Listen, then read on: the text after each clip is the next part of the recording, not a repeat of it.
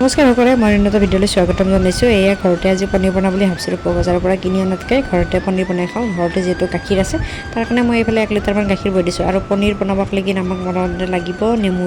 আৰু নেমু মই এটাই লৈ লৈছোঁ, এইটোৰে ৰস হ'ব কিজানি। যিখিনি গাখীৰ সেইখিনি হিচাপত হৈ যাব লাগে।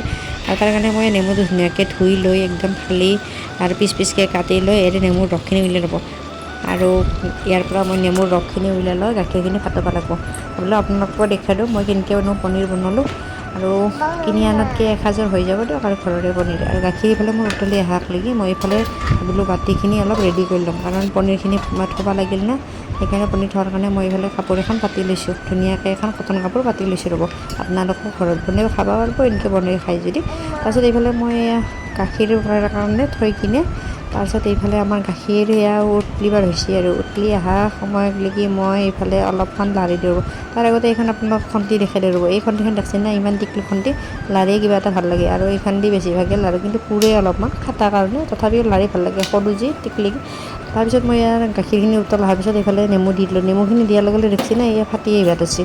মই কথিত ভাষাই কৈছিলোঁ, আজিৰ পৰা পাৰোঁ যদি কথিত ভাষাই ক'ম। আৰু লিখিত ভাষাত ভাল নালাগে কিছুমান, তথাপি ইনকৈ ক'ব অলপ চেষ্টা কৰে। আমাৰ যিটো ভাষা নতুন ভাষা সেইটো ক'ব। আৰু দেখছি না গাখীৰখিনি ফাটি গ'লে, আৰু গাখীৰো দেখা নাই মাখা মাখাখিনি হৈ গৈছে, আৰু পানীটো এক চাইড হৈ গৈছে, দুটা এক্সট্ৰা হৈ গৈছে।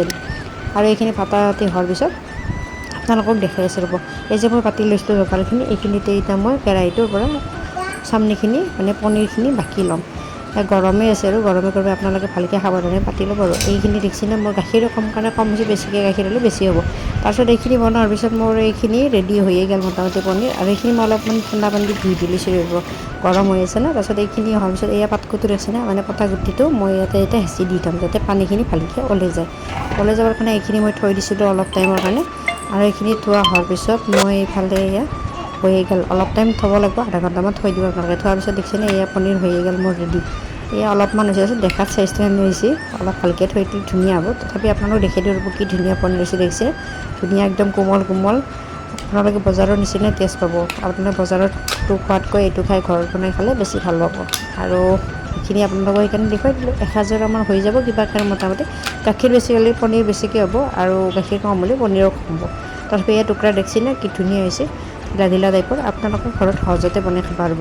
বজাৰৰ পৰা কিনি অনাতকৈ ননাই ভাল। আজিৰ পৰা ইমানেই, বাই।